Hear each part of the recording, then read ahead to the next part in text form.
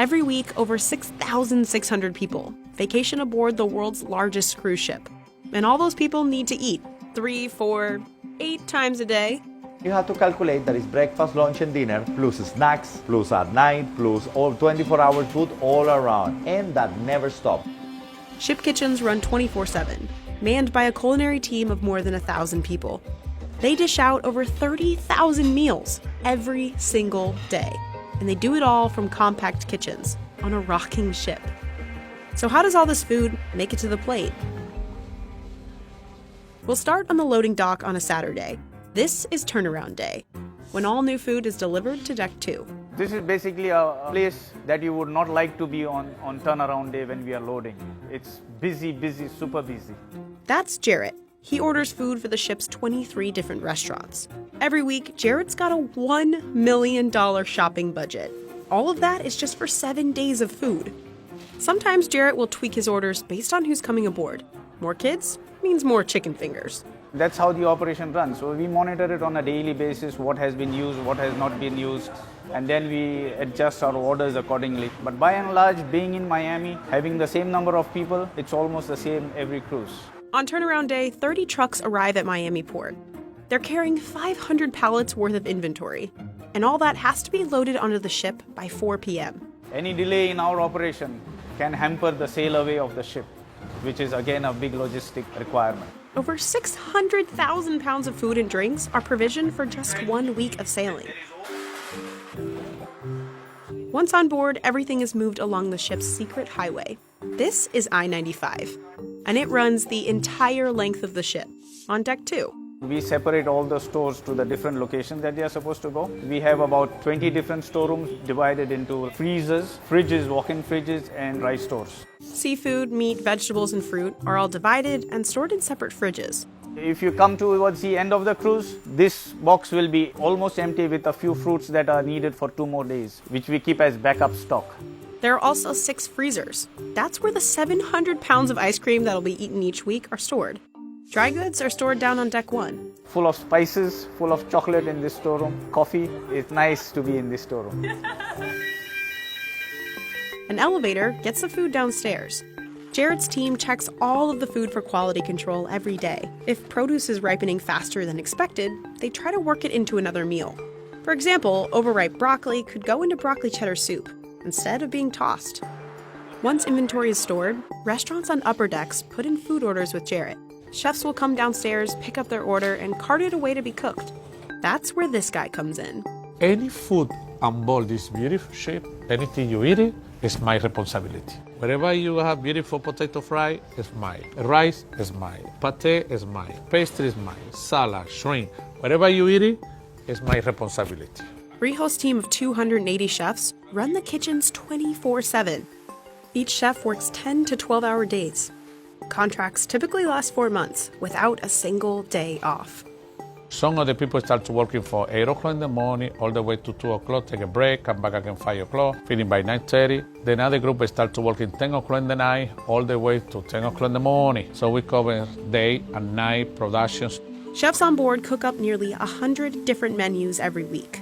All the menus are developed at Royal Caribbean's Miami headquarters.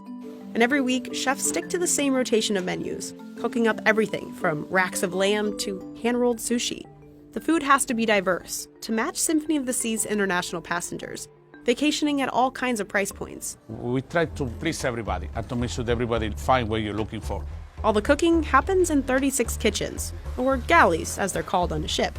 There are 12 specialty restaurants on board, costing up to $50 a person. And each of those restaurants has its own small galley. In those tight quarters, chefs crank out the same menu every day. At Jamie's Italian, it's fresh pasta. At Hooked, it's over 2,000 oysters, shucked per cruise. But the largest amount of food is reserved for the main dining room, which spans 3 decks and serves up to 6,000 people a night. Eating here is included in your ticket. Before food heads up to the main galleys, it starts in one of the prep kitchens, off I-95. There's a butcher shop. Butcher, good morning. Yes, sir. These are the gentlemen looking after all the meat cuts. The butcher goes through about 15,000 pounds of beef and 9,700 pounds of chicken each week. There's also a veggie cutting room and a fish thawing box. Lobster is the most popular dish in main dining. The ship goes through about 2,100 pounds of lobster tails every week. Finally, the food heads upstairs to the main galley. The ship's biggest kitchen is broken down by categories: desserts, bread, cold food, and hot food. In dessert, chefs whip up cakes, chocolates, and 100 different types of pastries. Over in the bread bakery, they make 40 different kinds of bread from all over the world, all from scratch. But the real hustle comes just before the dinner rush. 6,000 hungry passengers in the main dining room. Remember Rijo? Before dinner prep starts, he has to approve all the dishes. Good afternoon. How are you, Chef? Good. Rijo tries each dish and gives his critiques. We're gonna put a little bit more perno, a little bit more galley, a little bit more herbs. Very, very good. So this is what aioli. Aioli, we need to put a little bit more for today. Huh? You can see, Chef, how we look. Huh? Take a note, don't forget. Huh? That's what we're talking about. Right? Beautiful, beautiful. We don't have any challenge, so we're ready to go. Chef, thank you so much, and thank you so much, and look forward to have a beautiful night tonight. Thank you. Have a beautiful day. Bye-bye. Chefs take his notes and get cooking. Chefs can see a tally of each dish ordered up on screens. The system also keeps track of how much inventory is used. In the cold room, salads and appetizers like carpaccio come together. In the hot room, chefs dish out soups, sauces, sides, and mains. We have the two kinds of chefs. Chefs working here on the line, which is close to me, plating up, and chefs on the stove cooking. So everything we do is in batch cooking. So basically, we grill a steak there, we pass it over to the pass. The person on the pass is plating it up to the requested temperature. That means always that the guests are getting fresh food, and from an operational point, we don't have any overproduction.